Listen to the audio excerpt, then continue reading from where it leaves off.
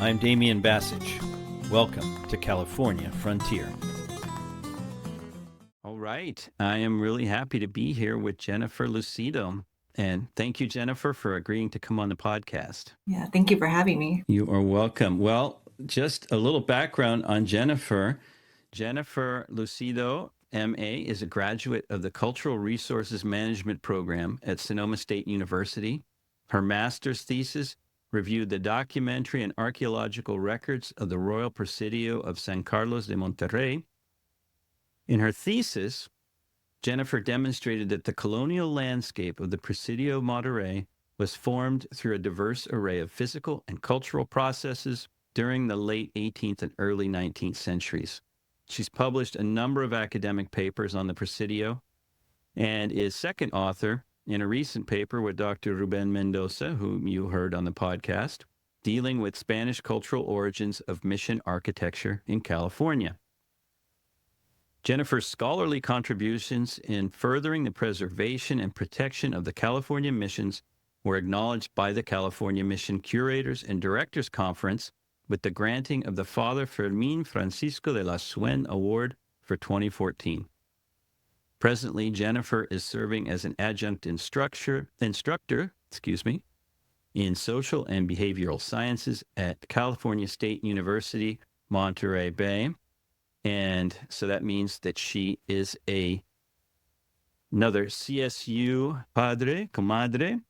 And Jennifer, I know because she is a prolific scholar, has written a lot of articles, done some amazing work. And of course, I've had the privilege of meeting Jennifer at California missions conferences, et cetera. So I am really excited to have her on today and talk about some of the work that you've been doing most recently, which involves the African descendant presence in California. But and we're going to talk about that and anything else that you want to talk about.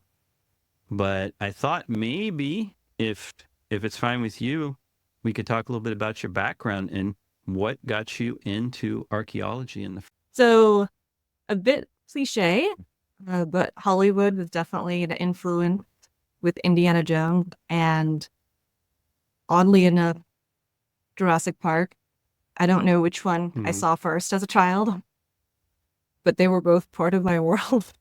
And so the fantasy of it was a huge influence as a child, and that later developed into Egyptology.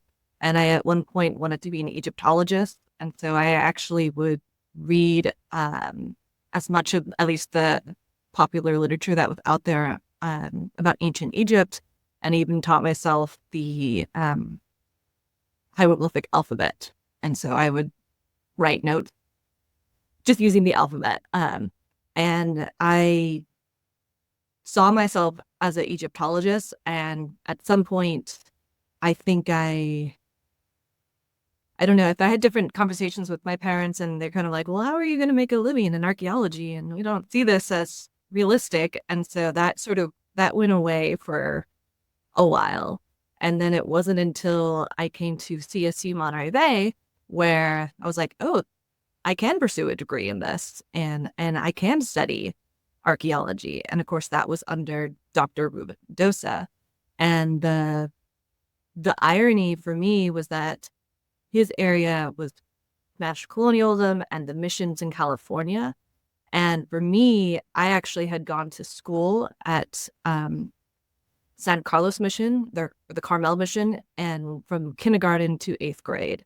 And so I had my own sort of mission experience.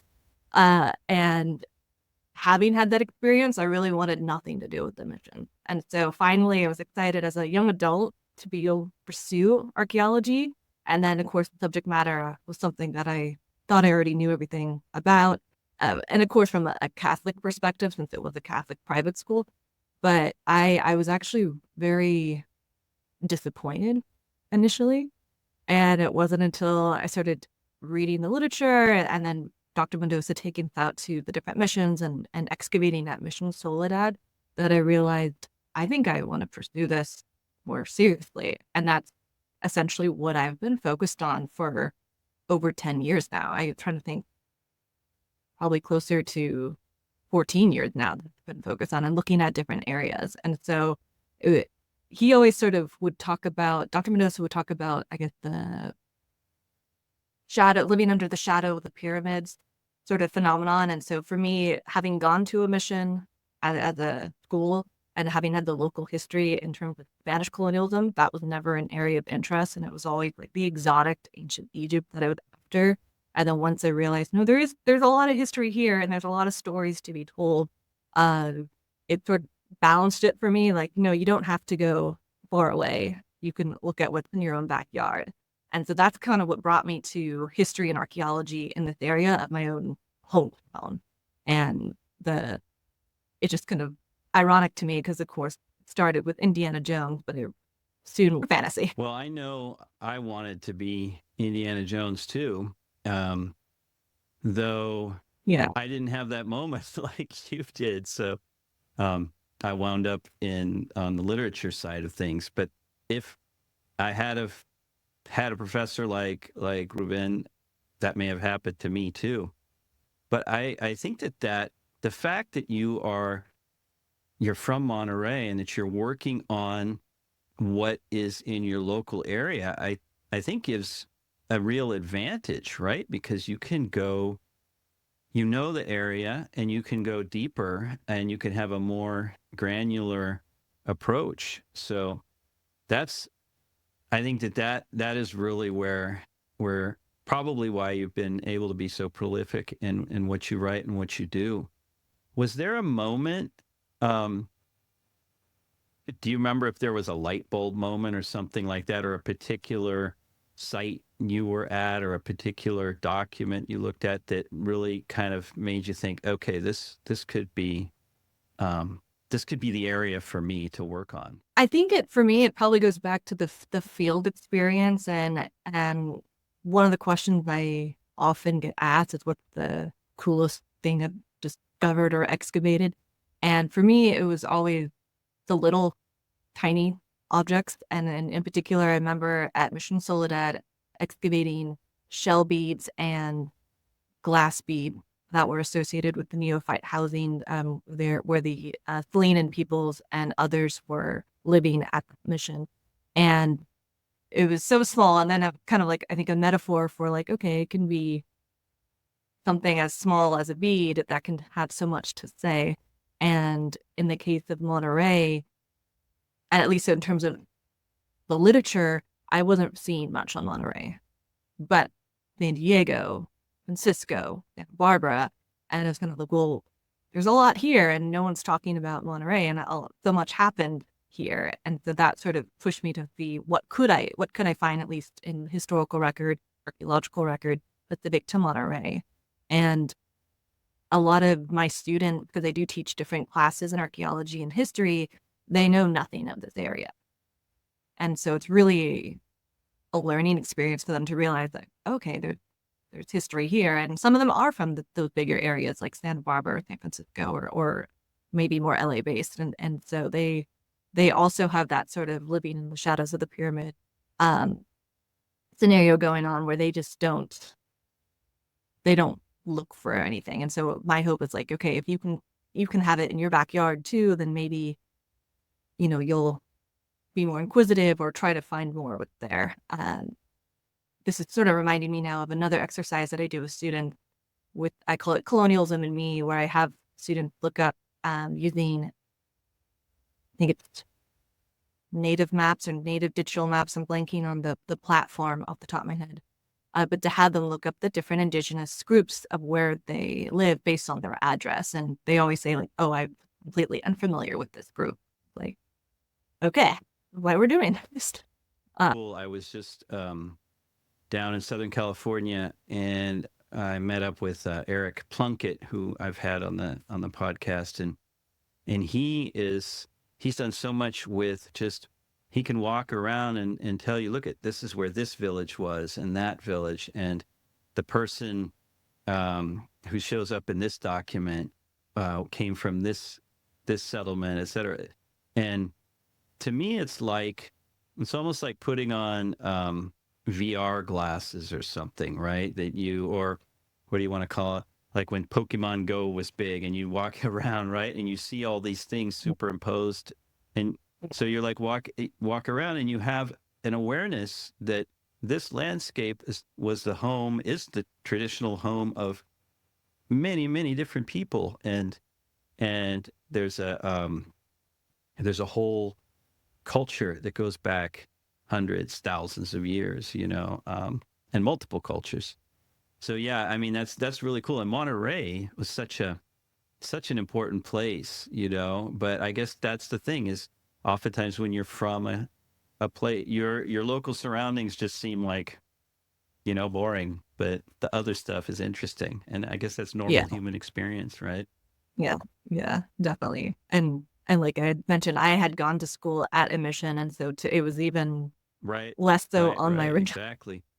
Well, well, and in fact, here we go. This I'm getting on another soapbox. Is I feel like um, we need to study early California history later, also, right? I feel like when you're older, you can Mm. get more of the nuance and more of the details about all the different things that were happening here. And fourth graders are fourth graders, so they just kind of you have to give the basic, very Yeah, unnuanced, uncontextualized story. I always ask my students. I say, "Oh, how many of you are from California? Did you remember your fourth grade experience?" And they say yes. And what did you get out of that? And they usually don't have much to offer. And I would think of my own fourth grade experience, especially since it was at admission, and it was again because of the Catholic school. It was a huge emphasis on the Catholic conversion component, and from the Catholic perspective, seeing that as a positive thing. And also at the same time, I remember being shown a video. I don't remember what it was. It was supposed to represent, Junipero Serra coming to California. And my takeaway from that video as a child was like, how strange that these colonists come to California and they're all speaking the same languages. They're having no problem communicating. And even so as a child, I was like, this is weird. This doesn't seem to connect. And and yet that's just kind of how it was being taught to me. And I don't know that I mean, I saw that as odd, but I don't think I really questioned it. And it wasn't again, till higher education that I was like, okay, there's a lot more to the story. And I always tell my students, there's what we Right. know is still just a drop in the Exactly. bucket. Exactly.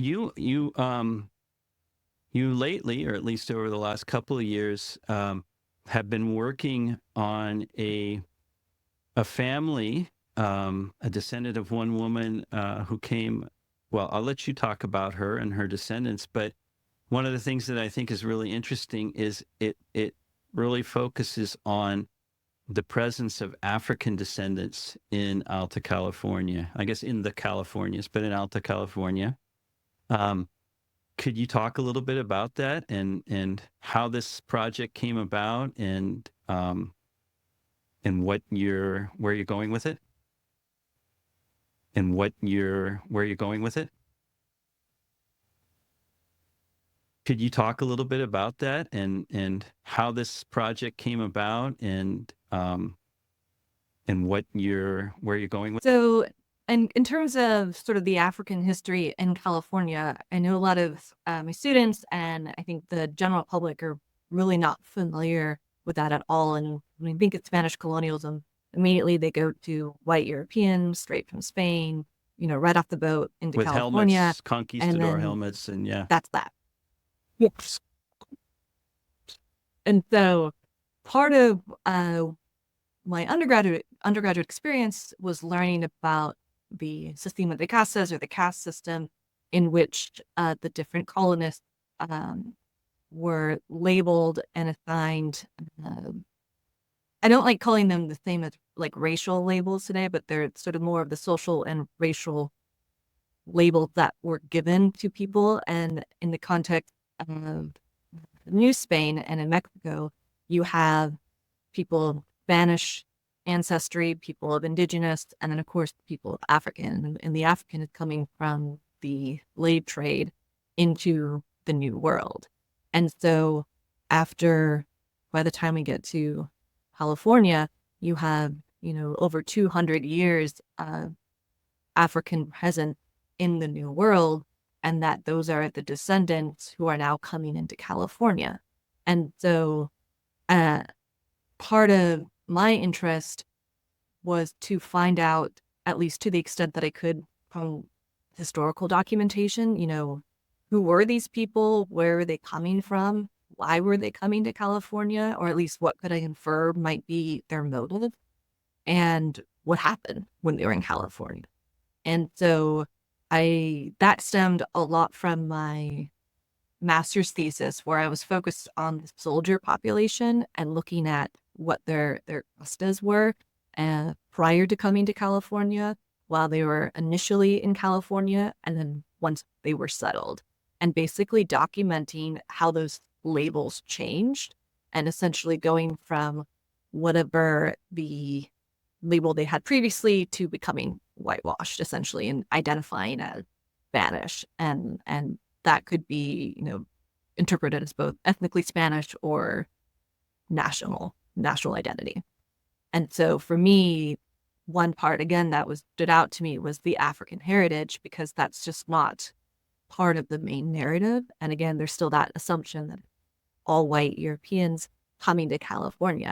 And I always like to remind students, like, no, you can't have a population that has had 200 plus years with colonialism to be these so-called pure population. And when you have different populations being brought in the case of Africans being trafficked in slavery, then they too are going to, over time, integrate into existing populations with indigenous Spanish and also others. You also have an Asian heritage there too. And that, again, 200 years later, that population is going to look a little bit differently. And coming to California, that comes with them. In terms of maybe looking at individuals, I think that also comes from my thesis work, where that's what I had to do. I was literally tracking down individual names through their different records, whether it was census records or the mission, baptismal, marriage, death record, or even godparents, trying to see if I could find their identities and how they changed. And in the case of Feliciana, who's the main subject of one of my more recent publications, she was connected to another colleague that I actually have here at PSU Monterey, Scott Leiden, who was a direct ancestor. And doing conversations with him and other ancestor or descendants rather, I learned about this woman, and that one of her claims to fame, or in terms of that's made her infamous, is that she has this African identity. So for some people, that's something they didn't want to highlight in their heritage, and for others, they wanted to know more about that. And so part of this, in working with descendants, was trying to see what more can I find out about their particular ancestor, and then it went from there. So could you tell us a little bit about Maria Feliciana and how she came to California? And so she was initially part of the Dianza expedition, and so the group of settlers coming from New Spain to basically become civilians of California. And some of what I had tracked down with her background was that she likely enlisted with her husband, but I'm blanking off the top of my head. He passed away. So she was then in a situation where she was a widow with 2 young children, now traveling from Spain to California with this massive expedition led by Captain Dianza, and to start anew. And so what she experienced on her journey also called negative attention, where apparently there was a situation where the expedition broke into different caravans, and then I guess they lost contact, and then eventually they were connected again. And so in her case, when they were connected, they had a big celebration of some sort, at least according to the record. And so she sang a song, which I wish I had the lyrics to it. I don't think that was recorded, but it was described as being not appropriate. And because it was inappropriate, she was essentially punished. With otherwise, um, that kind of puts her in the record because when they had the celebration and singing this inappropriate song, now she's literally being documented as, okay, this woman who was a widow singing this inappropriate song. And by the way, she also has this African, at least an African Casta label. And so to me, all of that was very interesting. And so I wanted to see, how does someone who is basically who's a woman who's starting over and not even California and is already getting into trouble. And so I liked that. I like someone who's kind of a troublemaker, calling attention to themselves, and how is she going to respond to this new world? And so a lot of what I was looking at is trying to follow her record in California and see, with the two daughters that she brought with her, where did their life trajectories go, and then follow their descendants. And a lot of the descendants, are, or at least her two daughters from her first marriage, for the descendants that were massive names in California, like the Vallejos and Carrillos and others. And so it's like she becomes a very important mother figure, and she's easy to follow because of this scenario that she got herself in, and calling attention to herself by singing this inappropriate song. And so a lot of what I've been trying to do, at least in the past few years, is sort of see, like, again, follow her trajectory in California, but also try to find some of her life. Where did she wind up settling in Alta California? So when the expedition made their way, or she actually, Feliciana did not follow through with the rest of the expedition, and she ended up marrying a soldier at Mission San Gabriel, and then moving from there. And so largely sort of in more Southern California, where she is focused. And then her daughters, as they became of age to marry, also moved around California. You talked earlier about the Casta system in New Spain, and you also talked about how people's Casta that they were assigned, could and did change over time. What was that? How did that happen? I mean, I've read some things, but what did you learn about that in terms of people in Alta California, let's say, coming as whatever label, mulatto, mestizo, español, indio, whatever it might be, and then later you mentioned the fact that maybe they became whitewashed, in so many words. What was going on?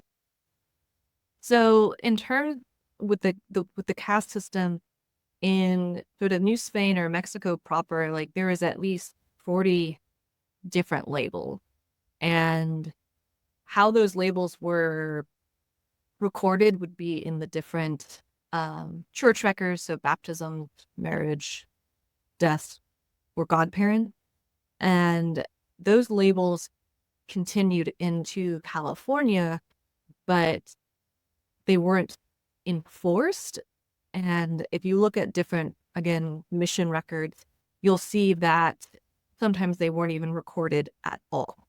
And so it's not until we have official census record where we sort of see a reemergence of these labels. But of the 40 or so labels that were out there, only 6 make it to, the new frontier, essentially. And so that in itself is pretty telling that it wasn't as critical or seen as necessary to record. And when it was recorded, you could see changes where people would essentially become a different casta. such as going from mulata to española. And so sort of the general kind of scholarly interpretation is that it just people were identifying more with being in California or distinguishing them from indigenous people.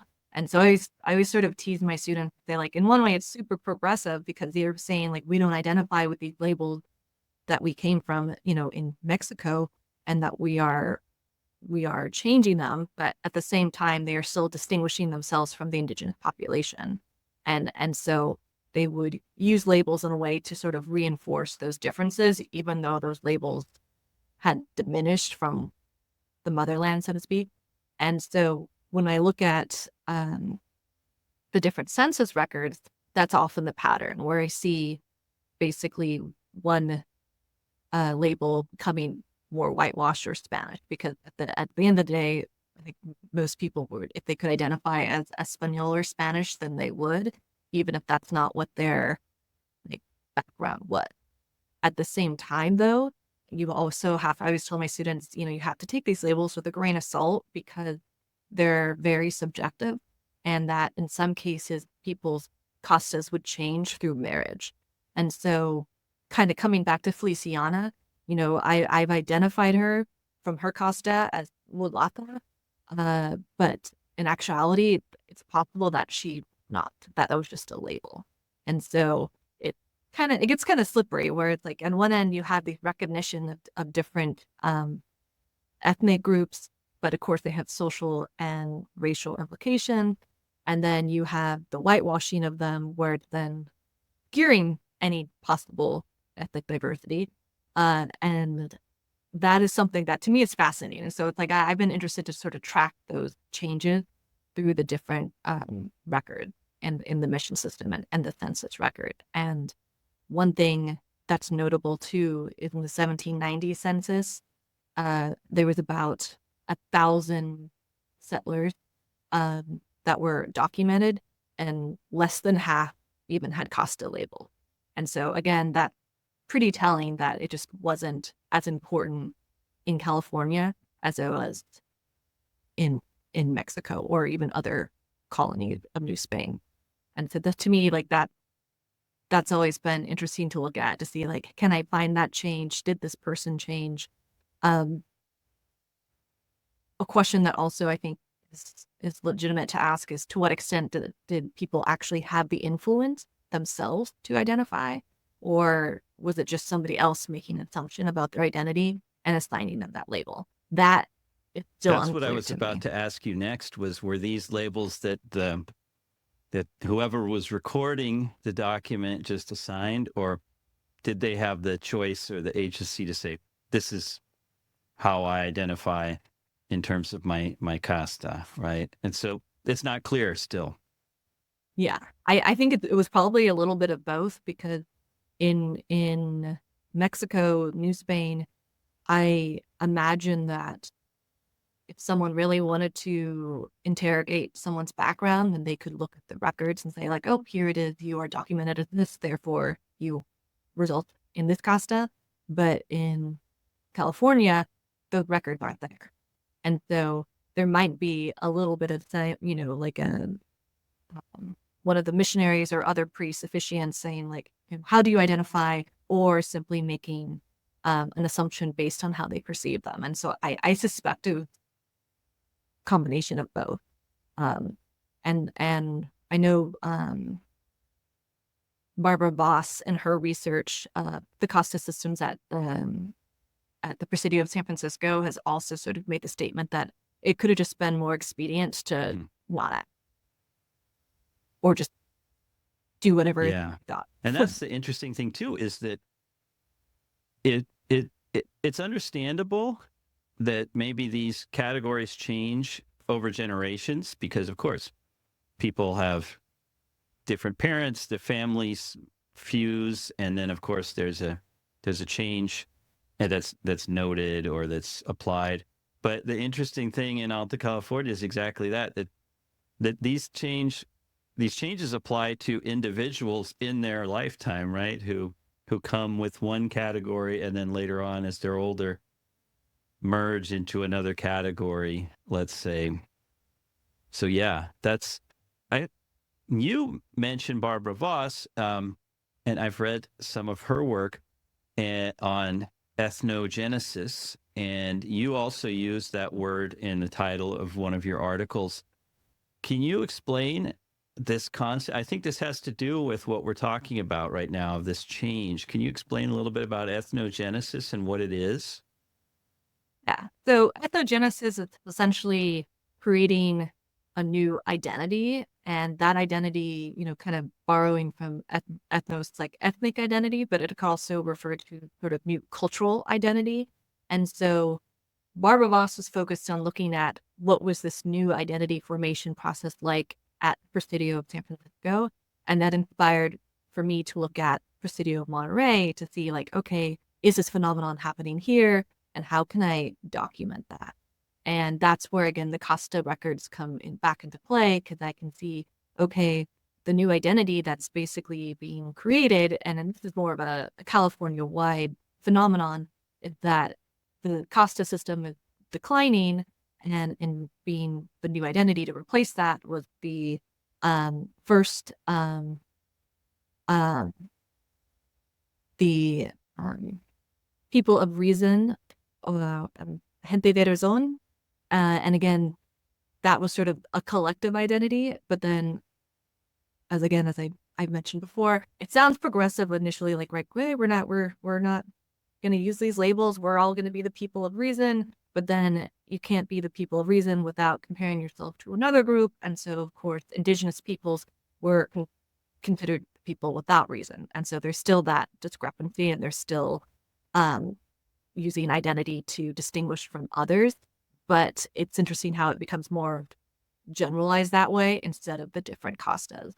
And then eventually we see the California identity, which is kind of like another ethnogenesis way, where we, again, identifying with the state or the colony of California rather than racial or other ethnic backgrounds, and also as a way to distinguish from New Spain or Mexico. And so it's like really more identifying the land and the place. And so those are some of the different processes that we've seen, that Ana Barbosa has seen, and I've seen in Monterey. And one thing that's also interesting, kind of to jump back to some of the Casta records in California, is that in the 1790 record, some of the Castas that are recorded compared to the ones that are in the marriage or other mission record kind of revert back. So it's like you see already the change in California, people identifying as gente de razón, or a more whitewashed identity like Spanish. And then when this official census comes in, suddenly it's gone back to, or maybe gone back, who knows? It's a Oh, very wow. different Casta. And so again, it kind of comes back to like who is perceiving what and who is presenting themselves as something else. And so one of the arguments that I've made, and that I believe Barbara Voss also makes, is that being in a frontier like California was for the Spanish colonists, like that basically gave them the opportunity to sort of exploit the distance from New Spain to change their identities, and that may the system is eliminated in Spain, or New Spain rather. And so that's something that's disappears anyways. But it's interesting to kind of see how, like, when you're in a frontier landscape, that there's these opportunities, and some of the theory behind ethnogenesis is that like it's like a push pull sort of dynamic, where you're leaving one place and then everything sort of starts anew, including how you identify. So, what did you see with? And you mentioned that you studied some of Feliciana's granddaughters, right? What did you see with her descendants, say 1, 2, 3 generations out? Did this process continue in terms of change of identities? I imagine it might have. Yes, so we definitely basically see like one that's coming to mind is like in the Pico family, like basically identifying as Spanish, but all I think by the time we get to 2 or 3 generations past Feliciana, then it's more of the Californio identity and more of that than anything else, but still sort of like acknowledging the Spanish roots. But again, Spanish would be more nationality and not necessarily ethnically. Um, and so I think it's interesting that there's sort of like I guess like an internalized racism happening in that way too, where it's like you still don't want to acknowledge what the ethnic diversity of your ancestors were and still choosing an identity that basically obscures that, which is one of the reasons why I think it's really fascinating to study the Casta systems and to look at the Casta records or wherever I can find the Casta information, because you can get a better sense of like, even if the Casta label is not accurate, which it's very likely that it's not, it still tells us that, these groups were ethnically diverse. Yes, it's due to colonialism. Yes, it's due to situations that, we try to look at and criticize today. But it's interesting that, we see how it's being documented and then how people step away from it. And it's only through kind of going back into these records that you realize, okay, even though this person is identifying as Spanish, that's not really what these records say. But again, you still have to be careful. I know John Johnson did a study where he tested some of the DNA of descendants and compared them with their ancestors' Casta labels, and he found a lot of discrepancies, which is not surprising to me at all.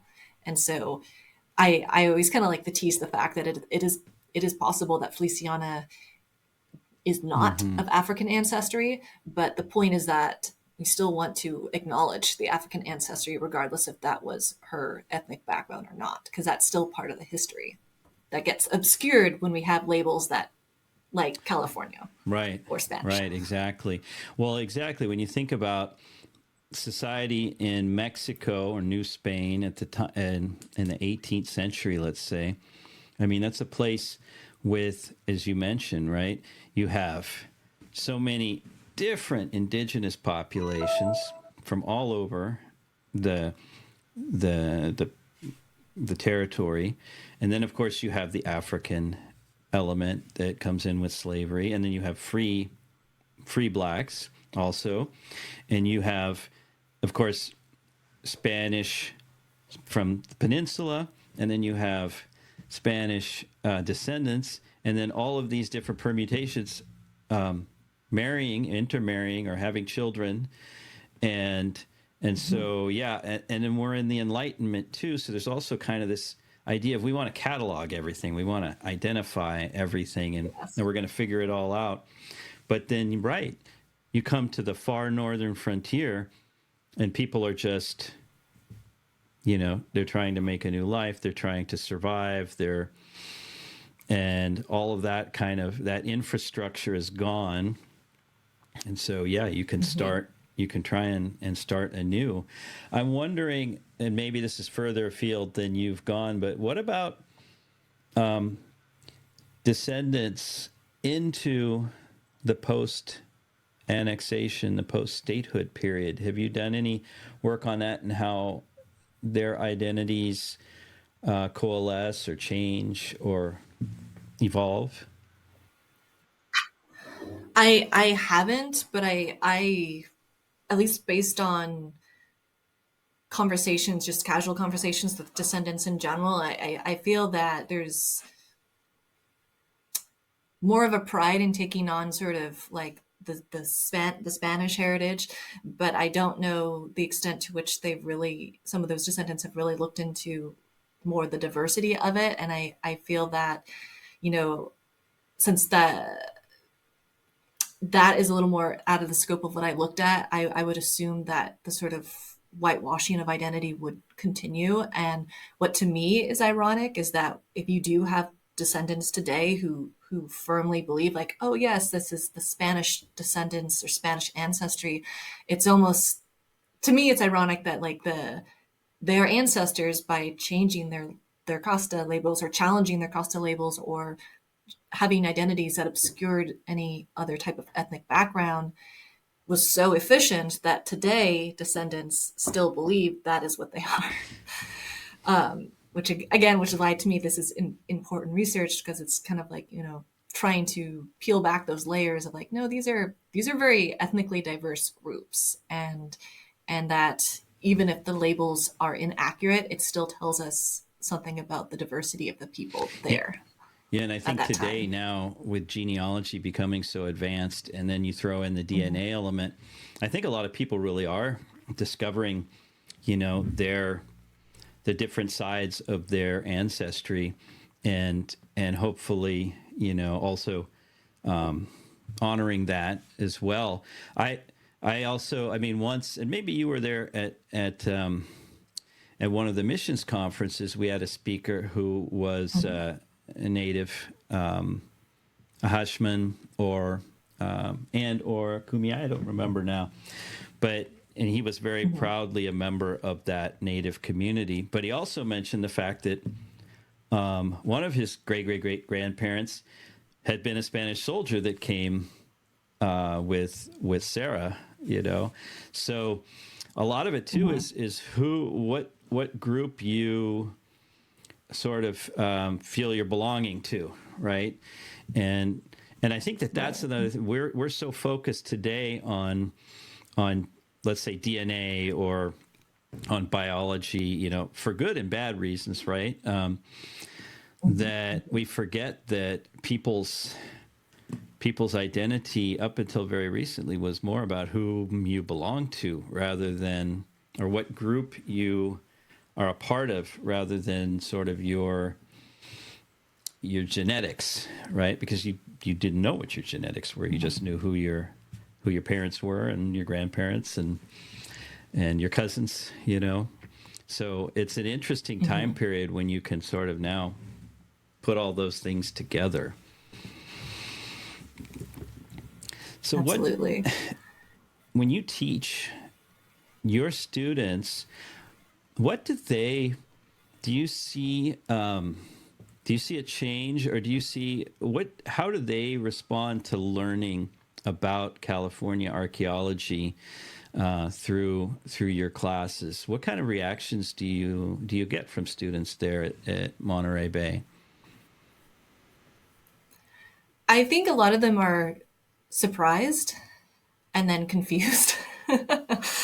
um, where it's again, if they're from California, then that wasn't their fourth grade experience. And then at the same time, I have a lot of descendants who are in my classes, and for some of them, they they just it's just a learning experience for them. Like they didn't know the complications um, in their among their ancestors, like whether they're indigenous or the colonial Spanish side, and so I think for them it's really just like an overall learning experience, and I know that for a lot of the narratives when it comes to colonialism can be very polarized, and so there was also religion that people have, and I have religious students, and so it's kind of, I know for some students they might feel a little torn, like they're grappling with some of their own identity based on sort of what we talk about in class. And so for me, I always tell students, like, if you leave my class more confused, then I'm happy.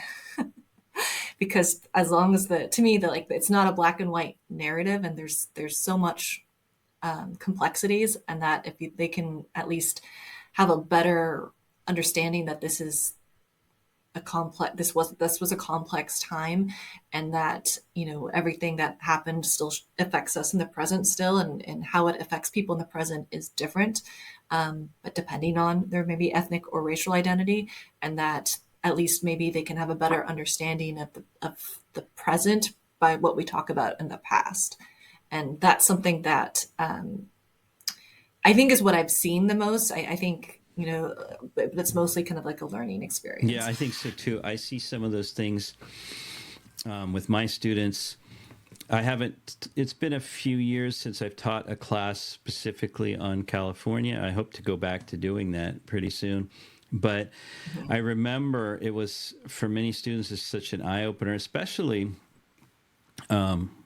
many of our students are either immigrants themselves or first generation Mhm. families of immigrants, to realize that this place that we're in is, well, first of all, it's always been, a place where people, to which people come, you know. Mhm. I suppose the native people who've been here for thousands of years, that might be a different case, but they also came at a certain point, right? So that that aspect, and then also I also see students who identify, when you start to tease out the stories of the people, for example, that came with ANSA, or they're Mhm. like, oh wow, this reminds me of my parents' life, or my own life back in where we came from in Michoacan, let's say. I don't know, and so Yes. there's Yes. there's oftentimes a realization that this is your place, this is, and and just like with my own family, as I dig into my own family history, I realize, oh yeah, it is real complicated, right? you Yeah. know there's the stories that you hear as a child, that are simple because a child needs simple information, but as you get older and you get able to grasp more context, more nuance, you're like, oh wow, that I had no idea, and it's much more interesting that way, in my opinion.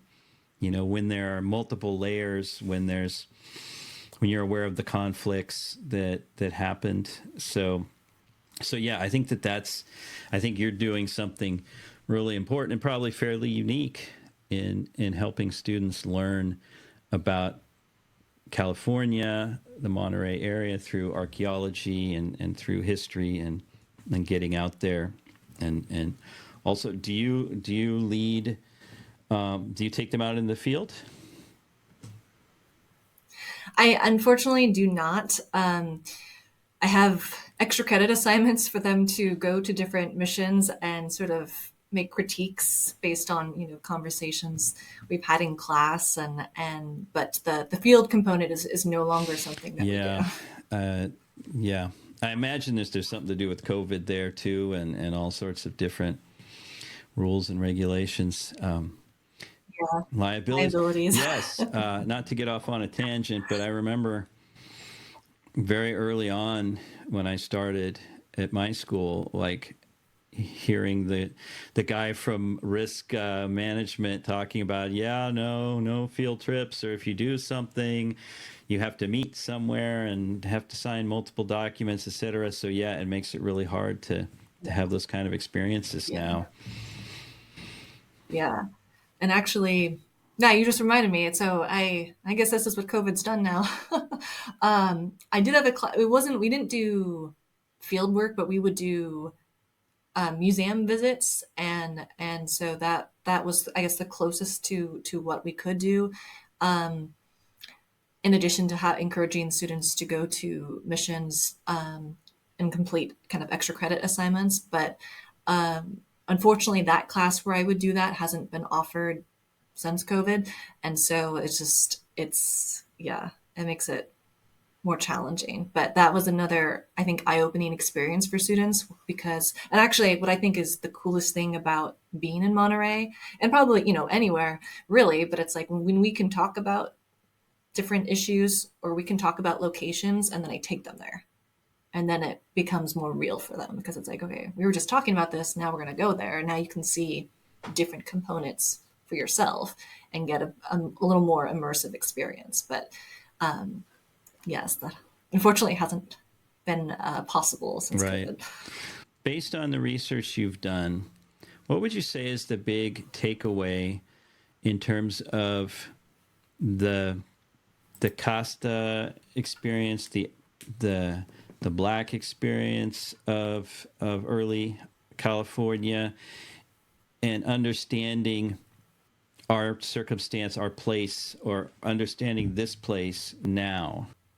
One of the major takeaways is, especially in today's world, because we are trying to acknowledge diversity and make sure that marginalized peoples have their voices being heard, that the Casta system is in studying it is one way as like a historical archaeologist where I can try to identify those more marginalized groups and give them a voice in the present. And the irony is that in California, those backgrounds, those castas were suppressed, changed, and then eventually eliminated. And so it's sort of this trying to go back into the past and look for these identities that have huge colonial implications, but they're also telling the story of this diversity that we wouldn't otherwise have in the present. And especially in the present, when we're trying to lift all voices together and be part of the narrative, that's where I hope my research contributes in that area, and especially with the African history, because again, that's a component that I don't feel is very well acknowledged in the Spanish colonial history in California. And a lot of what we see is indigenous versus Spanish colonist kind of narratives. And those are important narratives to look at, but then it's still just a piece of the puzzle. And so by looking at the Casta system, it gives us a little more of the picture and a better sense of the diversity. And there's far more questions that remain unanswered. Like, I'm very curious to know, to what extent did African culture continue into California, at least in terms of what was continued by different descendants in Mexico into California. That's something that I don't know anything about, but it didn't disappear. It couldn't have disappeared, right? But we can't begin to look for those aspects if we don't know that they're there to begin with, or could potentially be there. And so a lot of what I think learning from the Casta system is just kind of looking to retrace the diversity. And even though the Casta system is deeply flawed, it still allows us to acknowledge that and then make sure that's part of the narrative. That is really interesting, the way you put that the Casta system itself being deeply flawed, but 200 years later, you can look back on it and it can be a tool to reveal the diversity of the people, the populations, the cultures that came here, and spur more investigation, more research, and give us a more complete picture of this place that we're in. And I think that's really important, because so often like I said, I think it's good that students study California history in fourth grade, but I think they really should be doing it later when they can get more in depth on these topics and have a more complete and accurate picture of this place and how it fits into the rest of the world and the hemisphere and the continent. And there's so much there to tease out. So that's why I love talking to people like you. I love reading and learning about this stuff, and going, as you mentioned, going to the places where you can see, touch, feel the presence of all of this past, which is also part of the present. So, Jennifer, I'm going to put links to any articles that you point me to, and Okay. and yeah, I want to thank you for this. This is really interesting, and I hope that your research bears more fruit. I know for a fact that there are other people using the articles you've written to do further work on descendants in California, descendants of people like Maria Feliciana, and so it's all part of a growing body of knowledge that we're all going to benefit from. So thank you so much. Thank you.